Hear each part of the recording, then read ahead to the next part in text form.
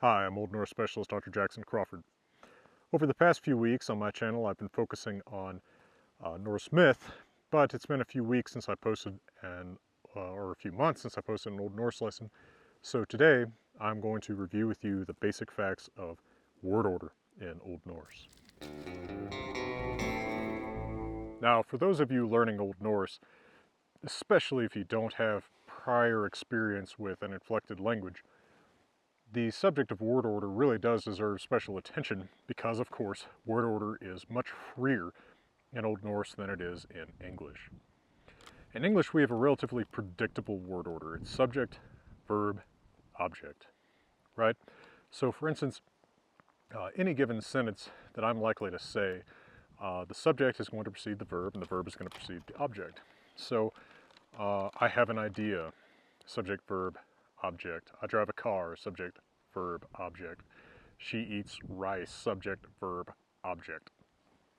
Whenever we depart from this word order, usually it has a very marked, very strange kind of feeling. Older English departs from this word order fairly freely. So, for instance, in Shakespeare, you can find a fair amount of strange word order. And when people are translating Old Norse, they often retain a lot of the strange word order of English, which I find makes it a lot harder to read. So, for example, if you look at other translations of the Poetic beside mine, and I'm including very recent, quite good ones in terms of quality, you'll see that they're much more willing to follow the Old Norse word order, where that is one of the things that I always change to the natural English word order to increase regular comprehension by regular folks, right? Which includes me. I have a hard time understanding Shakespearean English or Chaucerian English because of a lot of the weird word order stuff. I just always expect that subject before the verb. But in Old Norse, you can't have those expectations.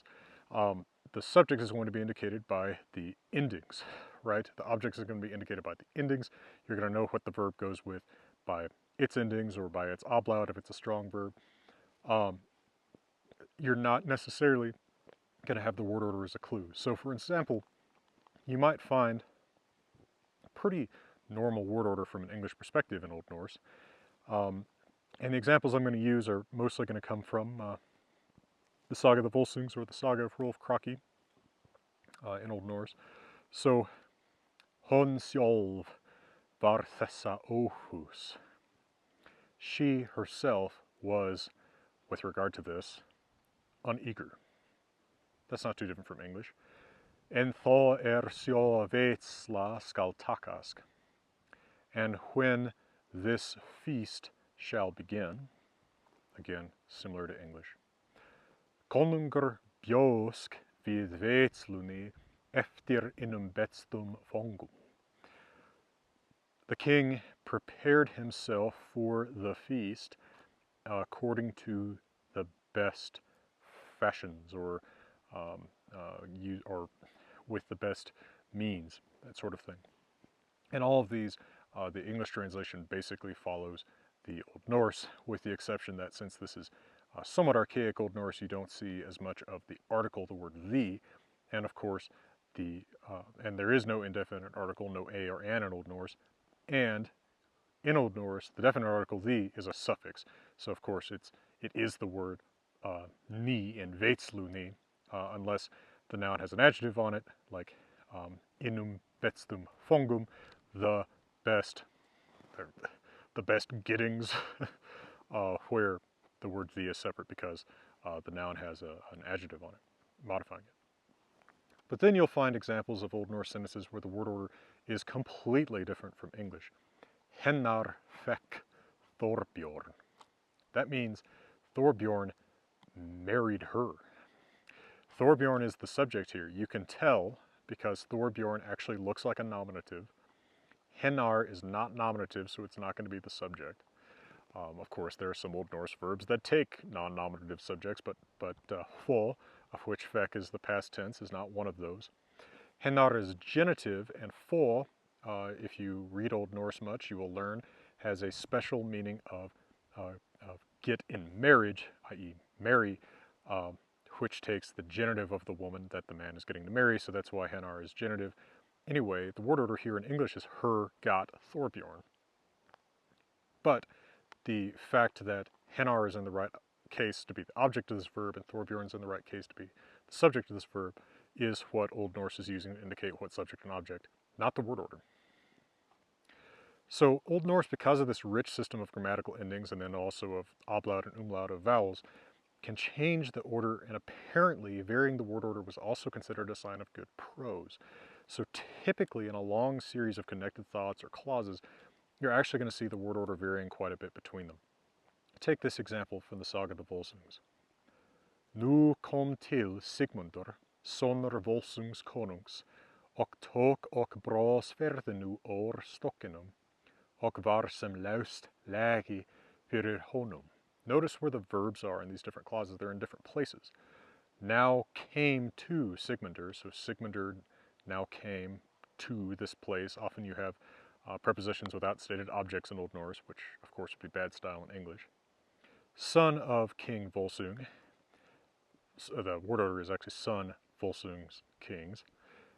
And took and drew the sword out of the tree trunk, and was as if loose lay before him.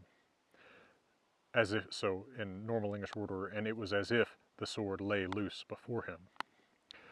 And in poetry, you can have even wilder word order changes.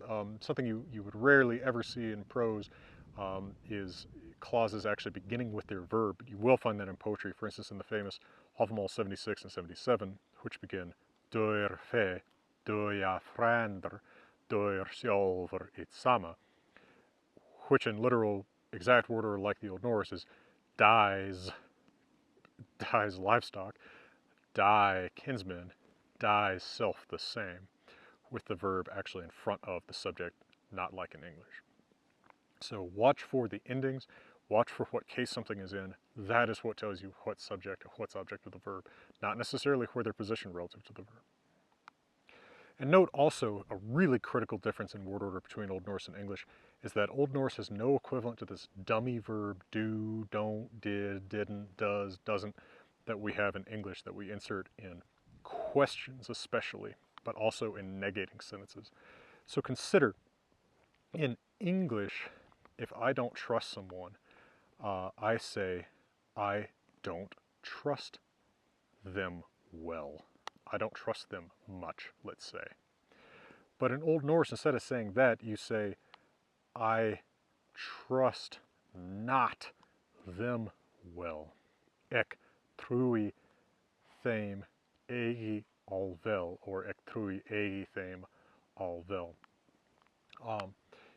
Typically, actually, what's going to happen is that eigi is going to come after the object if the object is just a personal pronoun like them, them, but it's going to come right after the verb if that object is actually a full noun or name. So if maybe I don't trust, the Volsungs well, ek trúi eigi Volsungum allvel versus ek trúi þeim eigi allvel. All right. Same thing with questions. Do you trust them much? Do you trust them well?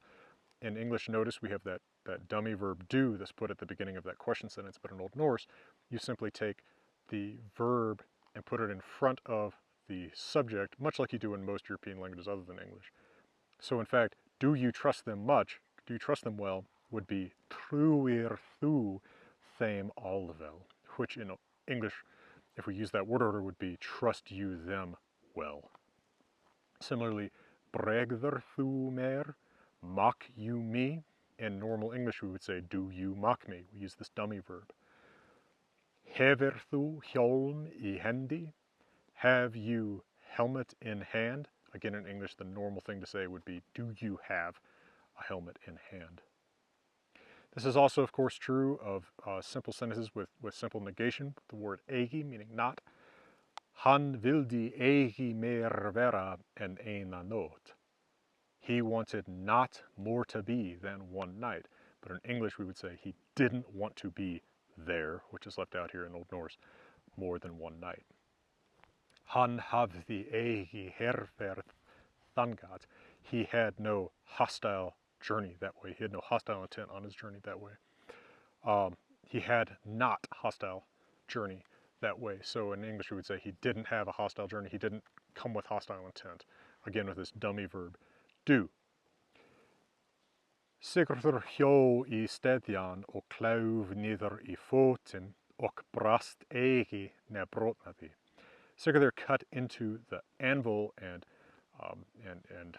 cleaved it down into the foot, into the base, and broke not, or burst not, nor broke.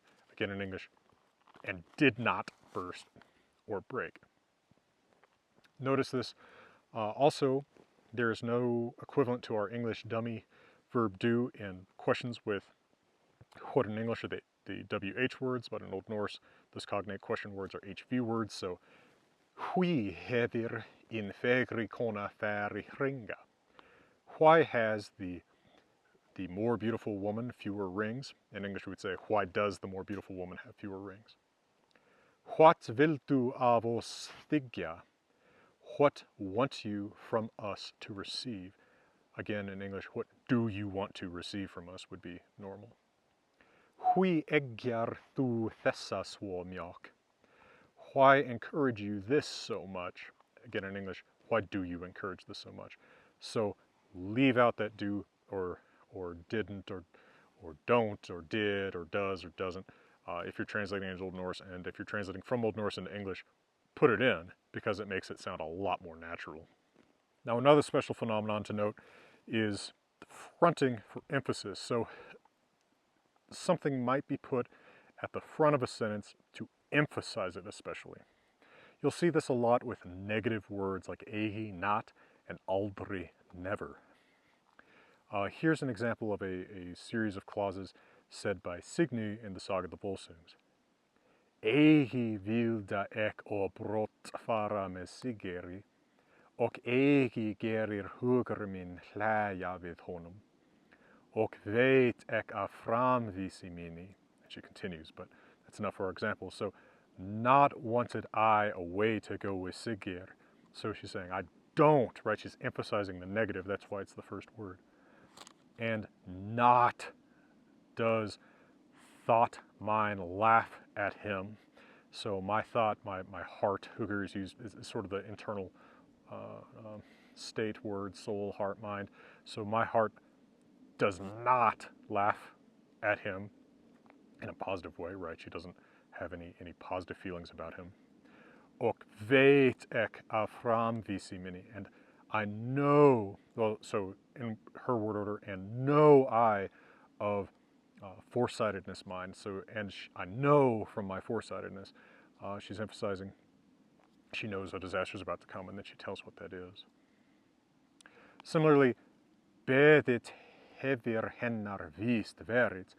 This is an answer to a man who's asking if a woman has been proposed to in marriage, and the response is like very emphatic. Asked for, beðit, has her certainly been, so she has certainly been asked for. Notice from our perspective, hennar, which is genitives, the object of bithya here, another verb that takes a genitive direct object. It's just kind of a coincidence that my example sentences have a couple examples of that.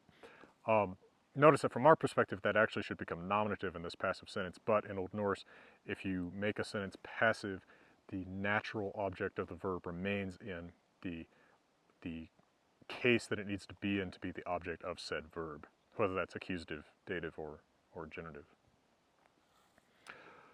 So you also see this kind of fronting for transition between clauses and also for showing time of action especially. So anything that establishes the time something happens will probably be fronted and then be followed by the verb and then the subject. This is very similar to the V2 word order, verb, second word order of Dutch, German, the modern Scandinavian languages, but it's not as consistent in Old Norse because nothing is. Nu það að segja. Now is it to say, so now it's time to talk about. Þó bauð hann Volsungi konungi. Then invited he Volsung king. So then he invited King Volsung. Notice in English we don't change this word order typically. We just say conjunction establishing time, then subject, he, then verb, invited. En than sama aftan kom Signy, and that same evening came Signy. Again, in English, you probably say, and that same evening, Signy came. This often applies in subordinate clauses too. There slík ráð gefið mér. So you, plural y'all, who such counsels give me. In English, we would say, who give me such counsels. Or fram liðu stundir, when forward past time, so when time passed. But it's less consistent, or typically it stays subject, verb, object in these subordinate clauses like this. So you get things like en thou eru met, but when they are fed, or hann vex upp, when he grows up. So that actually sounds in those subordinate clauses pretty much like natural English word order too. A couple other things to note. Possession. Typically the thing that is actually possessing comes after the thing that is possessed, which is the opposite of English. In English we say, my boat, your house, Martin's tree, something like that. But in Old Norse, the equivalent of that is boat mine, house your, tree Martin's. So notice these examples. Signy kallar fóður sinn och bröður sína og einmæli. Segir nú ætlan sína. Signy calls father her and brothers her on or into secret speaking. Says now intention her. So in English, of course, all those possessives, those hers, would be reversed with the position of the noun in the sentence. Egi skulu mojar bregða sonum mínum í leikum. Not shall girls mock sons mine in play. So again, in English, we would put that as my sons. Volsungur konungur og synir hans gengu åtta sinnum í gegnum fylkingar Sigers konungs.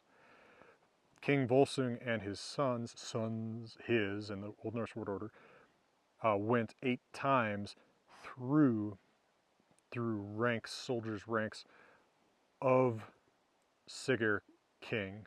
But in English, of course, this genitive we would put in front of that, so we'd say King Sigurd's ranks. And notice too that titles like king come after the name instead of in front of it. So in English we would say King Volsung, Queen Skuld, Princess Sigrun, but in Old Norse you say Volsungur konungur, Skuld drottning, Sigrun konungsdóttir. You can also front those possessives for emphasis or for contrast. So for example, I'm modifying the actual sentences in the sagas a little bit here to give you clear examples. Farið þegar aftur í yðvart ríki. Go immediately back into your kingdom, right? This is emphasizing that they're not in their kingdom, they need to go back to their own. Gerum af vori hendi sem hraustlegast. Let's do for our part, vori hendi, the boldest thing, as boldest, which means in Old Norse, as boldly as possible. For our part, let's do as boldly as possible. So, in general, moving something further toward the beginning of a sentence or utterance emphasizes it, and that is something to keep in mind, in addition to the other more specific notes that I've made for you in this video. And as we continue to look at more Old Norse and reading Old Norse, you'll see many, many examples of these phenomena. For now, from beautiful Colorado, I'm wishing you all the best.